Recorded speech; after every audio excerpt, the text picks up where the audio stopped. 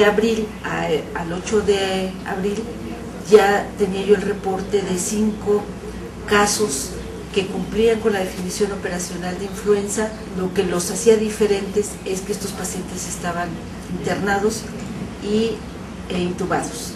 Los médicos del INER, pues desesperados, tanto los de urgencias como los de terapia intensiva, preguntándonos si ya sabíamos qué era lo que estaba pasando. Ese día me quedó claro que estábamos ante un gran problema, ante algo desconocido y que urgía investigarlo. Así comenzó esta sorpresiva y aleccionadora experiencia en la Ciudad de México. Su gobierno y su gente se unieron para enfrentar a un virus mundialmente desconocido, para el que hasta hoy no se tiene vacuna.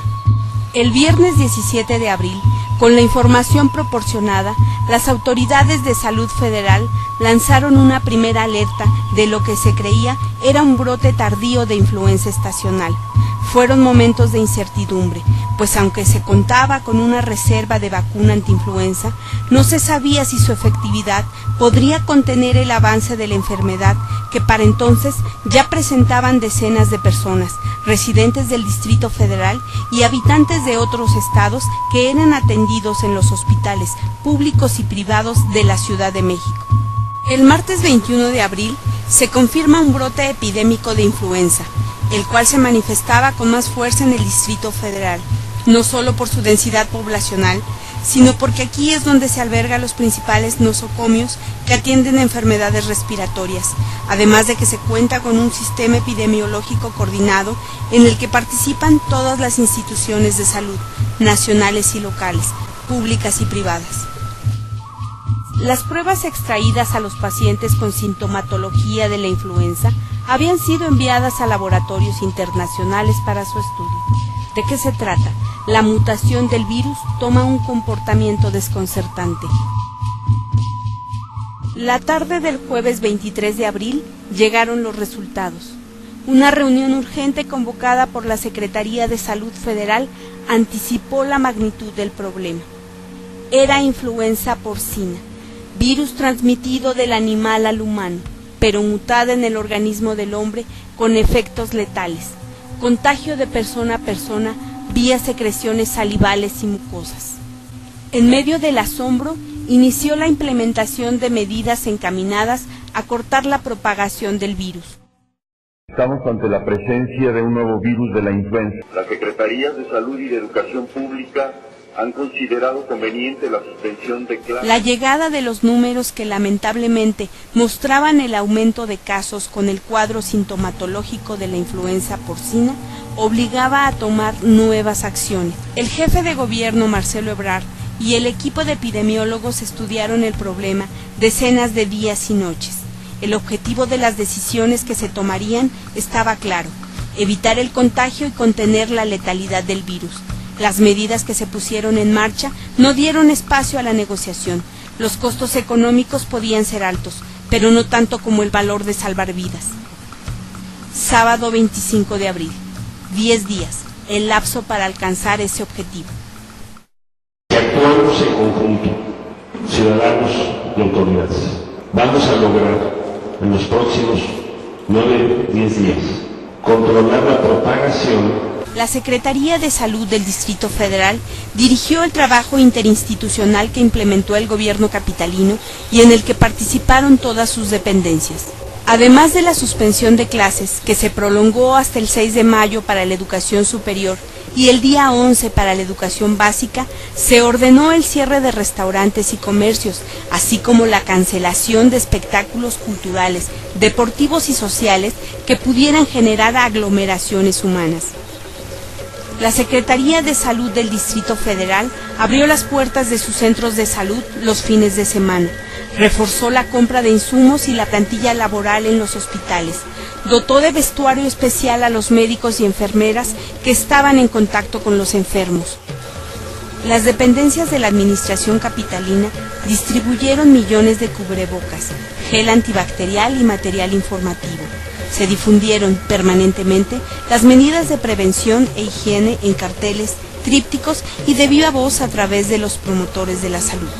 Todos los días el jefe de gobierno y el secretario de Salud ofrecieron una conferencia de prensa para mantener informada a la población.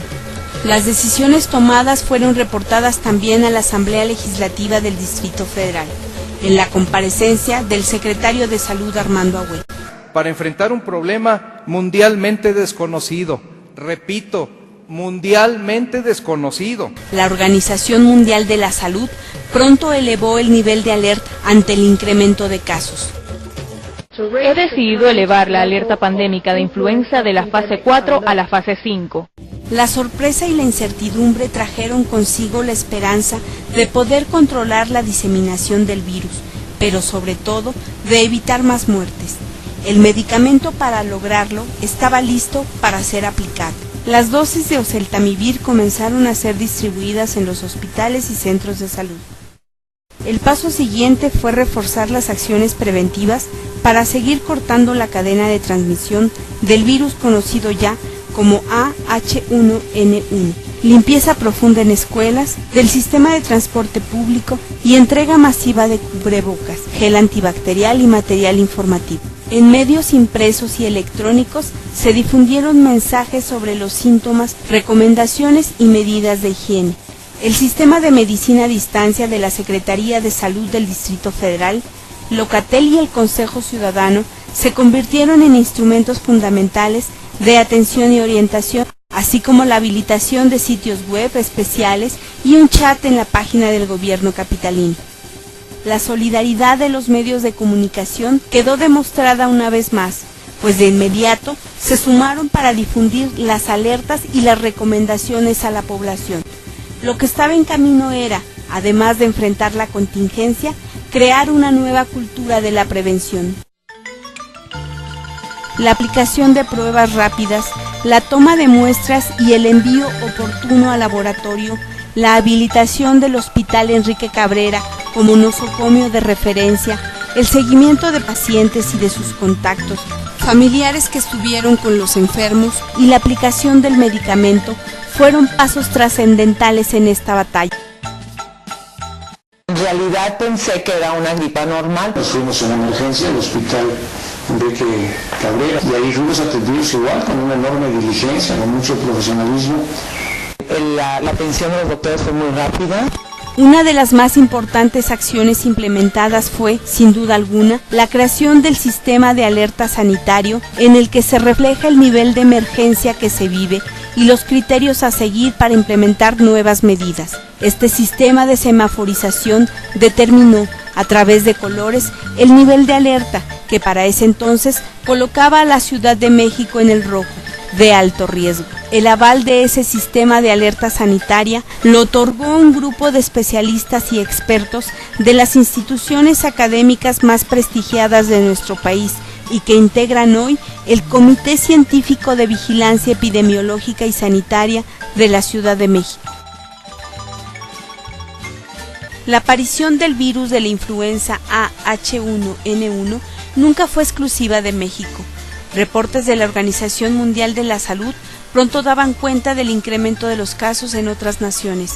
Sin embargo, en la Ciudad de México tuvimos que trabajar también para contrarrestar la imagen que se había creado fuera de nuestro país. Las acciones oportunas alcanzaron parte de la meta. Las delgadas líneas que se movían peligrosamente en las gráficas comenzaron a descender. La reducción en el número de casos era una constante. Los reportes de hospitales y centros de salud así lo exhibían. Pero la cifra más alentadora era la del cero en los fallecimientos.